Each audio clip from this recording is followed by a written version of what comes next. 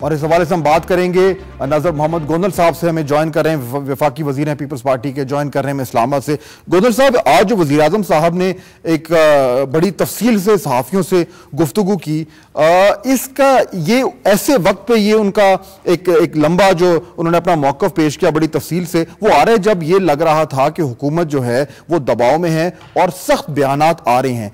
क्या दबाव है क्या हुकूमत के ऊपर? क्या बताएं कि क्या साजिश हो रही है हुकूमत के खिलाफ? बिस्मिल्लाहिर्रहमानिर्रहीम। Thank you very much. आपने मुझे बड़ा आज का जो बर्निंग क्वेश्चन है वो पूछा है आपने।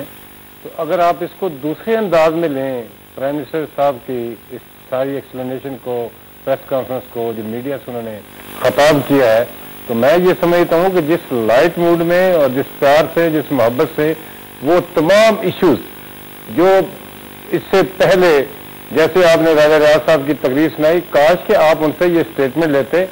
जलसे का माहौल और होता है, पब्लिक गैदरिंग में गुफ्तगू जो है उसका यकीनन थोड़ा सा परसेप्शन डिफरेंट होता है।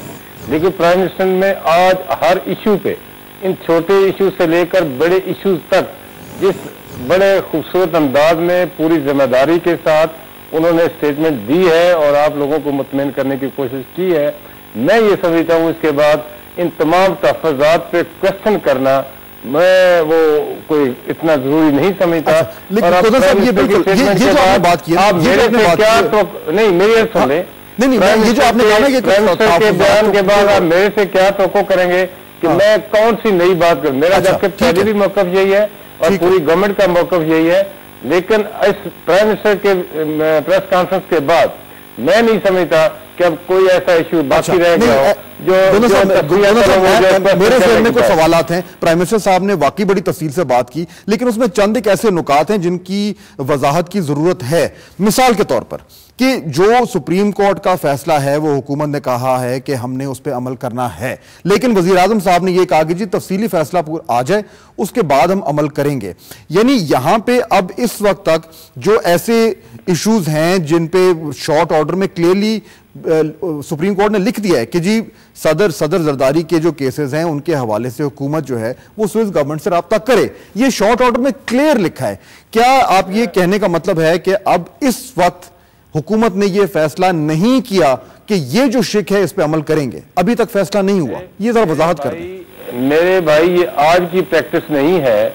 जब भी कोई शॉर्ट ऑर्डर आता है उसमें कोई भी जो फरीक होता है या जो गवर्नमेंट होती है वो अपना रद्द अमल तफसीली फैसला आने के बाद हमेशा दिया जाता है। हमेशा की मैं बात कर रहा हूँ।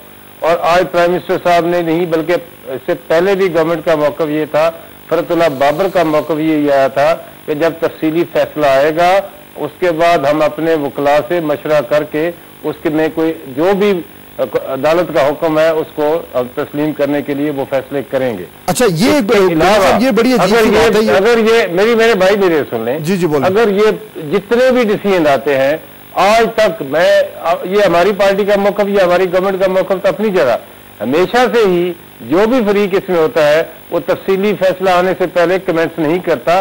और मुझे ये इस बात की समझ नहीं आ रही कि हमें कौन सी जल्दी है कि जो हम चले ठीक है, ये एक कानूनी मुद्दा है। मुझे मुकम्मल कर लेने कि प्रेसिडेंट का स्पोक्समैन और प्राइम मिनिस्टर साहब, ठीक है, ये बात क्लियर हो गई, कह चुके हैं कि हम फैसले ठीक है, तफसीली का आएगा। मुझे मैं आगे बढ़ता हूँ जी, मैं ये आगे बढ़ता हूँ। मुझे ये बताइए कि जो फैसले की बात हो रही है वो तफसीली आएगा, उसके ऊपर जो भी रद्द अमल होगा वो तो होगा।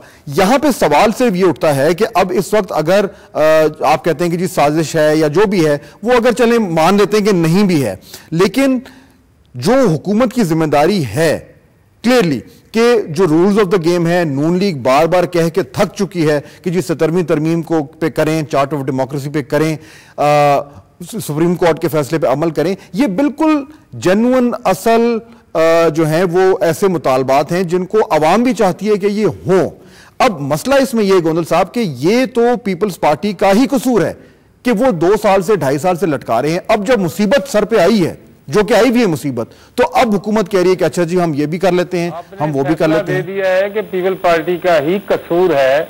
मेरे भाई, मैं आज नहीं, मैं इससे पहले 3, 4, 6 दफा मीडिया पे अर्ज कर चुका हूं कि वो दोस्त जो उस कमेटी के मेंबर हैं, कॉन्स्टिट्यूशनल कमेटी के जो ऑनरेबल मेंबर हैं और पार्टीज को रिप्रेजेंट कर रहे हैं, वो अगर मीडिया पे आकर ये कह दें कि पाकिस्तान पीपल्स पार्टी की नीयत ठीक नहीं है 17वीं तरमीम के बारे में, थर्ड टाइम प्राइम मिनिस्टर के बारे में, या उनका कोई रोल में कोई कमजोरी है, या कोई खुदा न खासा, हम ये नहीं चाहते।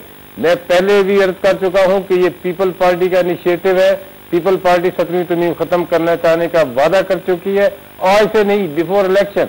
और आज प्राइम मिनिस्टर साहब ने भी स्टेट में आज तो उन्होंने 2 नाम लिए हैं कि अगर मियां रजा रबानी और इसहाक डार, जो एक मैं समझता हूं कि बहुत ही सारे ही इलेक्टेड लोग मैं समझता हूँ इज्जतदार होते हैं, लेकिन कुछ जिम्मेदारियों के लिहाज से ये दोनों पार्टियों के बड़े मुअज़्ज़ज़ और पढ़े लिखे और वाइज़ साथी हैं हमारे। अगर उनमें से इसहाक डार कह दें कि खुदा न खास्ता कोई मियां रजा रबानी की तरफ से या पीपल पार्टी की तरफ से कोई ऐसा मसला है तो हम उसमें जवाब देने को तैयार है।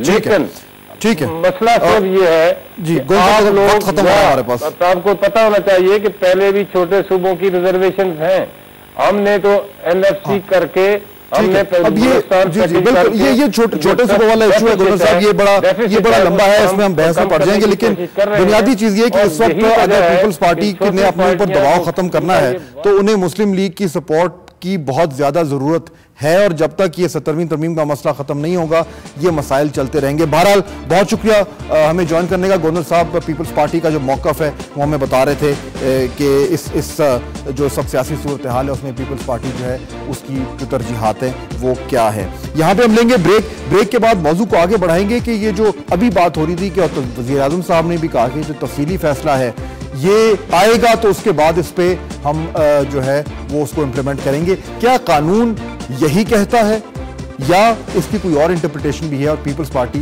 जो है वो समझने में कुछ गलती कर रही है, ये हम जानेंगे इस ब्रेक के बाद। साथ रहेगा हमारे।